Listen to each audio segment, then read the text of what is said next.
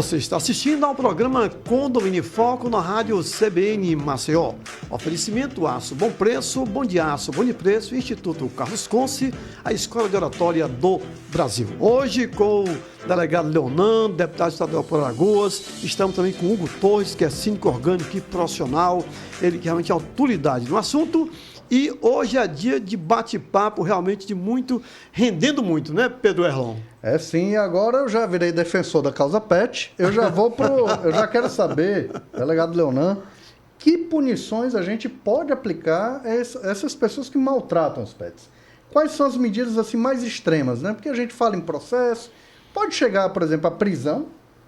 Com certeza absoluta. Olha, nós temos hoje a previsão no artigo 32 da Lei 9.605, a Lei de Crimes Ambientais, que pune com pena de até 5 anos de prisão aquele que pratica maltrato ao animal. Lembrando que o maltrato não é somente decorrente de conduta positiva, ação, mas também de conduta comissiva, omissão. É o não alimentar, é privar o animal de água, alimentação, não dar a ele abrigo de sol e chuva, não dar a ele as condições mínimas para uma vida digna. Higiene também, né? Manter o ambiente insalubre, enfim, são inúmeros exemplos e por isso o tipo penal que prescreve a conduta de maltrato é um tipo penal genérico, onde é possível se enquadrar diversos tipos de situação.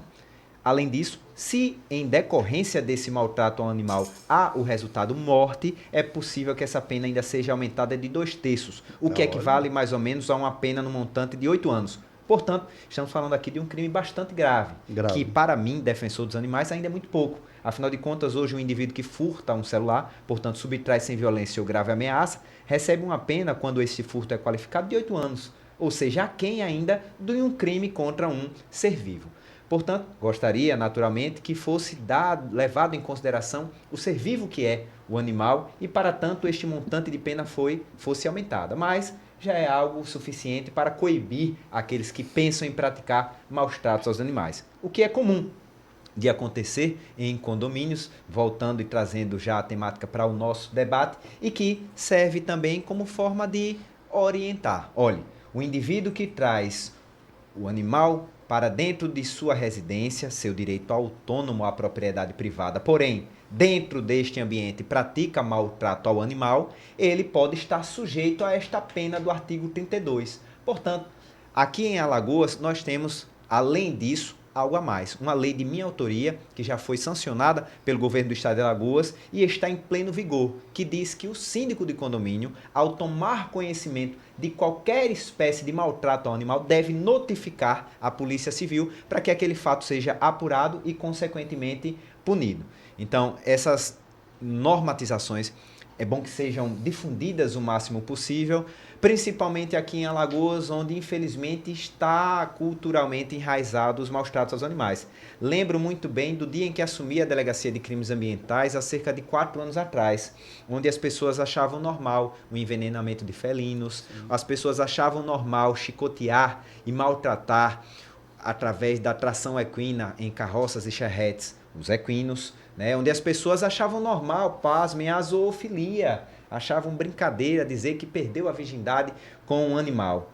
Tudo isso nós somos desconstruindo, não só através da punição a quem pratica maus tratos, prendendo, né, mas também através de momentos como esse aqui de debate, de educação, de palestras, né, que possam ensinar às pessoas o que é que nós devemos fazer e o que nós não podemos fazer.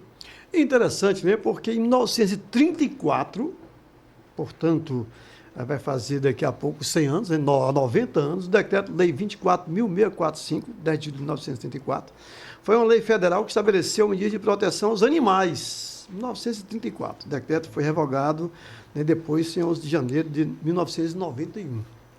Preocupação de longas datas, né, mas veja o que acontece revogando, na realidade, o decreto. Então, são outros tempos, né, em relação aos animais. São outros tempos, em relação a tudo, né? Uhum. A sociedade evoluiu em todos os aspectos e, graças a Deus, nós não paramos, né? Nós estamos evoluindo, refletindo em vários âmbitos e aspectos e naquilo que é necessário, a lei endurece, né? Nós estamos punindo. Duralex, sed lex. Exato. E nós não devemos nos ater tão somente a isso. Aqui no Brasil, infelizmente, as coisas parecem só funcionar através da punição, né? Só se aprende quando dói no bolso, só se aprende quando exemplificamente alguém é punido, né? Aqui deveria ser o inverso, né? Aqui como em todo mundo, né? Nós devemos aprender pela educação, mas seguindo esse caminho inverso, parece que as coisas estão começando a acontecer e as pessoas estão começando a aprender. Então, dessa forma, do caminho sendo seguido dessa maneira, é que as coisas estão acontecendo. Perfeito. A gente percebe, né, Carlos, que muitos tratam o animal como propriedade, como objeto, como um bem, né? Mas a gente já vê que não é bem assim, os tempos mudaram. No caso desse de extremo, né, de maus tratos, é possível o resgate, né, desse animal? Como é que funcionaria isso na prática? Né? O síndico Hugo foi lá, denunciou e chegou até a assessoria do delegado Leonan.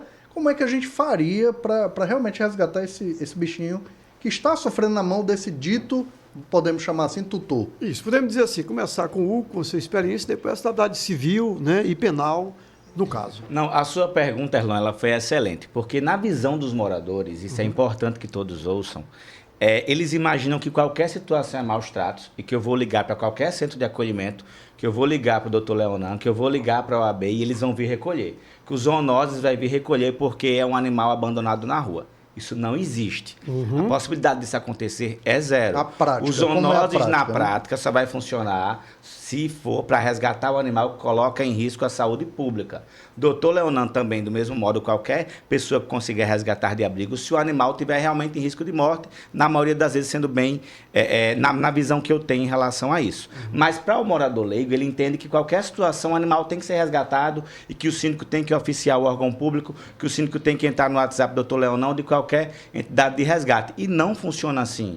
As entidades de resgate não são zoológicos que você vai lá para contemplar o animal. Já são entidades totalmente superlotadas, que vivem de caridade, muitas vezes fazendo feiras de adoção o tempo inteiro e ninguém adota, porque todo mundo quer um cachorro de raça, de pequeno porte, peludo e bonitinho, novinho, com no máximo 1 ano, quando na sua maioria são cachorros grandes. Então, mas quem não entende, vem a crítica ao síndico. Então, o síndico é inerte, o síndico não faz nada mais na prática, na nossa realidade. Nós não temos a quem recorrer em relação à dúvida do condômino. Já nos maus tratos, aquela coisa comprovada, de fato a gente tem, doutor Leonan sabe muito bem, a situação do cachorro que foi imputado a ele cheirar uma fumaça entorpecente. Ele foi lá e ele pegou. Só que provavelmente muitos mais casos até mais graves que esse ocorrem. Muitos até por omissão do próprio síndico, que se omite porque acha que não é papel dele. E eu louvo até pela lei promulgada, porque de fato já existia em relação à defesa da mulher. Eu estou comparando animal com a mulher? Obviamente que não. Mas são defesas de vida e é isso que eu defendo. Então, que bom que hoje nós temos essa lei que nos obriga, de fato, o síndico goste ou não. Quando o síndico não gosta do animal, é muito difícil a defesa. Mas quando ele já gosta, é muito mais fácil levar isso adiante. Delegado Leonan, deputado estadual Leonan, responsabilidade, então, civil e penal nessas questões. Olha, vamos lá. Antes de mais nada, nós temos que ter a noção de que nós devemos respeitar a vida humana e a vida animal. Todo aquele que pratica maltrato ao animal, como já foi dito, está sujeito às penas da lei. Penas hoje um tanto severas, em detrimento ao que nós tínhamos há cerca de 5, 6 anos atrás. Perfeito. Dentro do condomínio, o síndico que presencia qualquer tipo de maltrato ao animal deverá notificar a Polícia Civil para que apure aquela situação e, consequentemente, aquele fato investigado seja punido. Perfeito. O que nós não podemos é presenciar situações como essa e nos omitirmos Omissão. e não realizarmos esse tipo de papel que é importantíssimo. Mas é bom que as pessoas tomem conhecimento de algo que é muito importante e que eu diariamente realizo, que são os resgates aos animais. Nós temos 2 situações. Nós temos os resgates de animais que são vítimas de maus tratos. Nesse caso, é possível até o arrombamento, a violação do domicílio alheio para salvaguardar aquela vida. Esclarecedor. Compulsoriamente, Esclarecedor. né? Por que isso é possível e o Esclarecedor. que é que se fundamenta nesse tipo de situação? Nós temos no inciso 11 do artigo 5º da Constituição Federal que a casa ela é asilo inviolável do indivíduo, com 4 exceções. Uma delas é o flagrante delito. Nós acabamos de falar, e por isso eu reforcei, que o crime de maltrato ao animal é um delito. E nós estamos dentro de uma situação dessa em situação de flagrante. Por isso, qualquer do povo, não precisa ser a polícia, qualquer do povo pode adentrar naquela residência para salvaguardar aquela vida. O síndico pode. Pode. Um Né? síndico, um E morador. vai estar ele amparado deve, né? legalmente. Qualquer Amparado coisa. essa- Mais que legalmente, constitucionalmente. Perfeito. E além disso, aquele tutor, se é que nós podemos chamar de tutor, Estamos chamando assim, estará sujeito à responsabilização penal. Perfeito. Então veja como funciona ali a situação. Mas se tocou aqui em outros temas, né? A situação da possibilidade de resgate de animais que não estão sujeitos a maus tratos, né? Nós temos Isso. aí mais uma divisão. Nós temos o resgate do animal que está aparentemente sujeito à zoonose, né? Um felino que está com esporoticose, um canino que está com leishmaniose ou outra zoonose. Nesse tipo de situação, nós entramos em contato com a UVZ aqui de Maceió, que desempenha um importantíssimo papel no controle de zoonoses, fazendo o tratamento devido para esses animais, Perfeito. né? Para que esses animais, consequentemente, não acabem trazendo para nós seres humanos um problema de saúde pública. Por isso que quando eu falo na Assembleia Legislativa sobre pets e animais, eu não procuro me ater à discussão voltada ao bem-estar e saúde deles. Eu trago a situação de uma maneira mais global, como saúde única, né? Então, Saúde de todos. é a saúde única. A expressão, na verdade, do Conselho Federal de Medicina Veterinária é saúde única, né? Os animais são transmissores de zoonoses. Essas zoonoses, elas são transmitidas para nós seres humanos. Portanto, cuidar da saúde e bem-estar do animal é zelar também da saúde dos seres humanos. Então, fica um ciclo ali que é a saúde única. A visão Mas, é muito maior, né, Carlos? Com certeza, né? Do especialista. além disso, nós temos a situação de pessoas que entram em contato conosco pedindo o resgate de animais que estão nas ruas, Sim. né? Aí vem um outro conceito que é muito importante também que nós possamos difundir aqui para quem está nos ouvindo. Nós temos hoje um conceito que é legal, né? Também vai de acordo com as normas do Conselho Federal de Medicina Veterinária, que é o conceito de animais comunitários. Como assim animais comunitários? Conceito que eu não conheço. Isso. Hoje nós temos cães e gatos comunitários, que são aqueles animais que vivem em comunidade. Vamos lembrar aqui de algo que é histórico, né? Não fomos nós que trouxemos o cachorro e o gato para o nosso ambiente, a zona urbana. Na verdade, fomos nós, seres humanos, que invadimos o ambiente dos animais. Perfeito. Então, é natural que os animais saibam conviver neste ambiente. Não é preciso que eles sejam domesticados e trazidos para a nossa residência para que eles sobrevivam. Não é Perfeito. verdade? Então, cientes desse conceito, nós sabemos que os animais podem viver nas ruas e a comunidade pode acolhê-los. Tem um dando caso, uma raçãozinha, Me dando uma permita, comida. para eu focar isso aí, você retomar.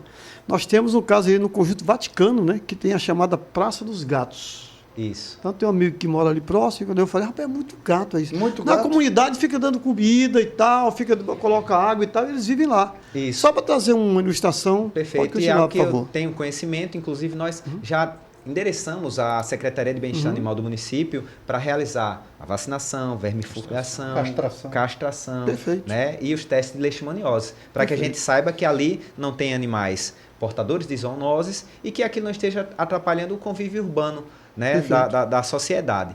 Então, são casos como esse que fazem a gente enxergar um pouco mais a questão do animal comunitário. Mas, fora esse exemplo, que é um exemplo assim onde temos mais animais, nós temos casos isolados, né? De um animal que vive ali próximo àquele restaurante, que o dono desse restaurante o acolhe, dando comida, dando ração, né? Vai, não vai, leva até mesmo no pet shop para Isso. fazer o banho e tosa. Isso é normal. Lógico que para algumas pessoas causa-se aquele sentimento de receio e medo de aquele animal vir a sofrer um atropelamento, de aquele animal vir a sofrer, um outro exemplo aqui, um maltrato, né, de uma pessoa que passa por ali, judia do animal, um chute, um soco, um pontapé. E isso faz com que essas pessoas tenham a reflexão de que melhor elas dentro de um abrigo do que nas ruas. Mas nós devemos lembrar de um outro ponto. Hoje nós temos abrigos que estão lotados de animais. E Como foi bem lembrado pelo Hugo. perfeitamente lembrado. E na minha humilde concepção, não é ideal que nós concentremos uma grande quantidade de animais dentro de um ambiente só. O abrigo, para mim, é sinônimo de prisão para ser humano. Perfeito. Ninguém gostaria de estar vivendo preso em um ambiente. O animal ele precisa sair todo dia para passear. Será que com a quantidade imensa de animais num só local, o tutor ou o proprietário daquele local, ele leva o animal para passear? Não. Será que ele dá cuidado, carinho, amor, atenção devida a cada um deles? Nós temos aqui em Alagoas abrigo com mais de 1.000 animais. Olha Então, só, interessante. Então, não é possível dar cuidado, carinho, amor, atenção e os tratamentos médicos veterinários que cada animal exige. Preferíamos citar, delegado, alguns abrigos para... Olha, aqui de mente eu não tenho esses O nomes, nome, mas né? assim, eu sei que existem. Porque chegam para nós esse Sim. tipo de situação e muitas pessoas nos solicitam isso. Por isso que eu tenho todo o cuidado do mundo em quando realizo um resgate de um animal, eu chamo de cereja do bolo. Eu faço o banho, a tosa, a gente faz todos os testes de zoonoses, a gente cuida do animal que às vezes está com a fratura, que às vezes precisa de um procedimento medicamentoso ou até de um outro procedimento cirúrgico. E quando o animal está ali lindo e bonito, a gente busca a adoção responsável. Perfeito. Hugo, com a sua experiência, né, como síndico orgânico e profissional, vamos falar sobre mediação, boas práticas e convivência pacífica. Como os síndicos podem implementar políticas educativas e preventivas para evitar conflitos entre tutores e demais condôminos? Pronto. Ideal o tema que eu trago agora, que é em relação aos gatos em condomínios horizontais. O gato, por si só, o felino, ele não foi feito para ficar preso, ele não consegue, principalmente nessas casas grandes que a gente tem, onde a casa já é toda aberta, então você não consegue manter um gato ali preso, parado, como estátua, diferente do cachorro que fica ali com cara de paisagem, olhando a natureza o tempo inteiro. Então, a maioria das reclamações que nós temos é em relação a isso. Eu já tive um condomínio horizontal, é que o gato sai e deixa suas fezes na grama do vizinho, na areia, até entra dentro de casa. Entra, né? Entra mesmo dentro de casa, ou o dono acorda com ele em Rouba cima da ali sua um mesa. bife, né? Rouba mesmo. E aí o que acontece? Como conciliar em relação a isso? Como eu disse, o proprietário, o dono, o pai, como ele se entenda, ele não vai pegar aquele animal e jogar na rua. Até alguns fazem isso, quando considera que o animal é um brinquedo para o seu filho que chorou tanto atrás e ele pegou, o que é um absurdo. Mas em relação a esses gatos, algumas dicas que eu dou, por exemplo, é a identificação das características físicas do gato junto à portaria, a coleirinha de identificação e hoje os microchips também, que já são muito válidos. Então, desta forma, você, enquanto gestor, consegue, pelo menos, sintetizar uma multa aí a esse condômino. Perfeito. E uma outra dica que eu dou aos meus amigos síndicos é, em relação aos animais, aos pets, como na prática a gente não consegue ter a velocidade de quem reclama para solucionar, então que a gente não aplique necessariamente somente a advertência, a gente já mude os nossos regimentos, os nossos estatutos, as nossas convenções, para que a gente aplique diretamente a multa. Por quê? Porque é dessa forma, e você pode, é permitida essa ação, você já consiga fazer com que o morador sinta no bolso a irresponsabilidade dele, em muitos casos, onde parte realmente da irresponsabilidade do tutor daquele bicho, em abandoná-lo e deixá-lo só. Muitos saem, passam o dia na rua e, como eu disse, para atender a necessidade do filho que achou que o bicho era um animal, deixa ele o dia inteiro preso e sozinho. Mas ainda assim, doutor Lana, não é um maltrato.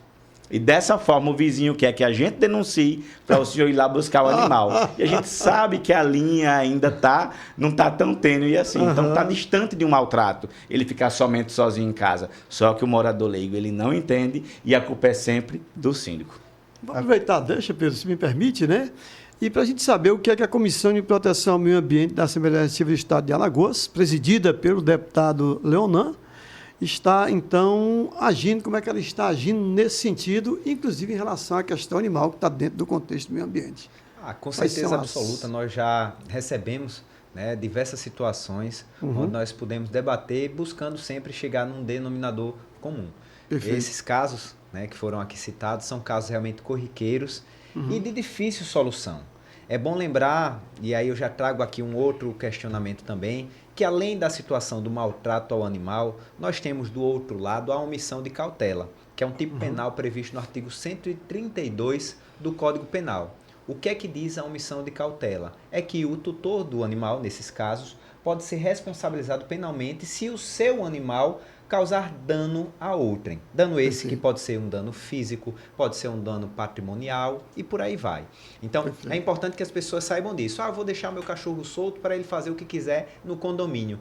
Não é bem assim que funciona, né? Essa pessoa pode estar sujeito às multas administrativas estabelecidas em assembleia e poderá estar sujeito também as normas do direito penal. Perfeito. Então, é crime, né? E como crime, pode estar sujeito esse indivíduo a este fato ser levado a registro de boletim de ocorrência em delegacia. Perfeito.